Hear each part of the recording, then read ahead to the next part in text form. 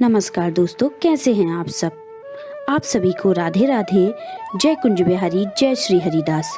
गुरु ब्रह्मा गुरु विष्णु गुरुदेवो महेश्वरा, गुरु साक्षात परब्रह्म तस्मै श्री गुरुवे नमः। माघ मास महत्तम अध्याय 8। यमदूत कहने लगे कि तुमने बड़ी सुंदर वार्ता पूछी है।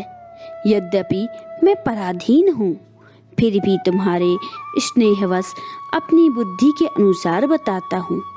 जो प्राणी काया, वाचा और मनसा से कभी दूसरों को दुख नहीं देते, वे यमलोक में नहीं जाते।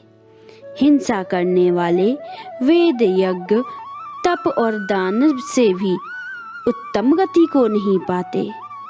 अहिंसा सबसे बड़ा धर्म, तप और दान ऋषियों ने बताया है।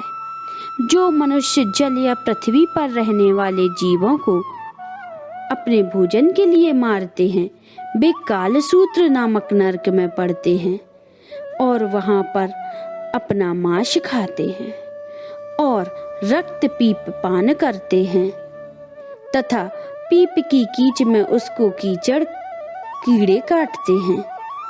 हिंसक, जन्मांध, काने, कुबड़े, लूले, लंगड़े, दरिद्र और अंगहीन होते हैं। इस कारण इस लोक तथा परलोक में सुख की इच्छा करने वाले को काया, वाचा तथा मन से दूसरों का द्रोह नहीं करना चाहिए। जो हिंसा नहीं करते, उनको किसी प्रकार का भय नहीं होता।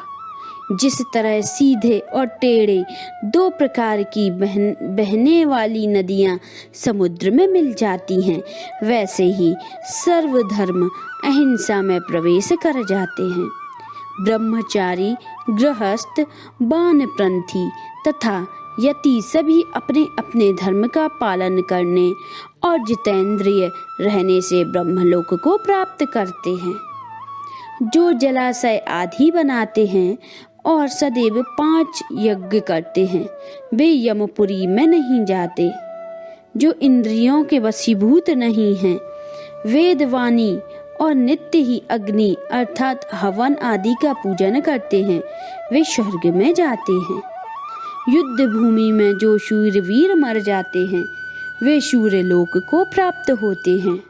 जो अनाथ, स्त्री, शरण में आए हुए तथा ब्राह्मण की रक्षा के लिए प्राण देते हैं, वे सभी स्वर्ग में नहीं लौटते। जो मनुष्य लूले, लंगड़े, वृद्ध, अनाथ तथा गरीबों का पालन करते हैं, वह भी स्वर्ग में जाते हैं। जो मनुष्य गांवों के लिए पानी का आश्रय करते हैं तथा कुआं, तालाब, बावड़ी बनाते हैं, वे सदैव स्वर्ग में निवास करते हैं। जैसे जैसे जीव इसमें पानी पीते हैं, वैसे ही उनका धर्म बढ़ता है। जल से ही मनुष्य के प्राण हैं, इसीलिए जो प्याऊ आदि लगाते हैं, वह अक्षय स्वर्ग को प्राप्त होते हैं।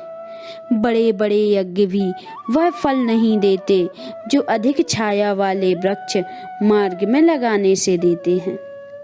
जो मनुष्य वृक्ष रोपण करता है, वह सदैव ज्ञानी, दानी, यज्ञ करने वाला होता है। जो अच्छे फल और अच्छी छाया वाले मार्ग के वृक्षों को काटते हैं, वह नरकगामी होता है। तुलसी का पौधा लगाने वाला सब पापों से छूट जाता है। जिस घर में तुलसी वन है, वह घर तीर्थ के समान है और उस घर में कभी यमदूत नहीं जाते। तुलसी की सुगंध से पितरों का चित्त आनंदित होता है और वे विमान में बैठकर विष्णु लोक को जाते हैं। नर्मदा नदी का दर्शन, गंगा का स्नान और तुलसी दल का स्पर्श, यह सब बराबर बराबर फल देने वाले हैं। हर एक द्वादशी को ब्राह्मण भी तुलसी का पूजन करते हैं। रक्त, सोना, फूल तथा मोती की माला के दान का इतना पुण्य नहीं जितना तुलसी की माला के दान करने का है। जो फल आम के 1000 और पीपल के 100 वृक्षों को लगाने से होता है, वह तुलसी के एक वृक्ष के पौधे को लगाने से होता है। पुष्कर आदि तीर्थ, गंगा आदि नदी, वासुदेव आदि देवता सभी तुलसी में वास करते हैं। जो एक बार, 2 या 3 बार रेवा नदी से उत्पन्न शिव मूर्ति की पूजा करता है अथवा स्फटिक रत्न के पत्थर से आप निकलते हुए तीर्थ में, पर्वत या वन में रखी हुई शिव की मूर्ति की पूजा करता है और सदैव ओम नमः शिवाय मंत्र का जाप करता है, यमलोक की कथा भी नहीं सुनता, प्रसंग, शत्रुता, अभिमान से शिव पूजा के समान पापों को नष्ट करने वाला तथा कीर्ति देने वाला तीनों लोक में और कोई काम नहीं है। जो शिवालय स्थापित करते हैं वे शिवलोक में जाते हैं। ब्रह्मा, विष्णु तथा शिव का मंदिर बनाकर मनुष्य वैकुंठवासी होता है।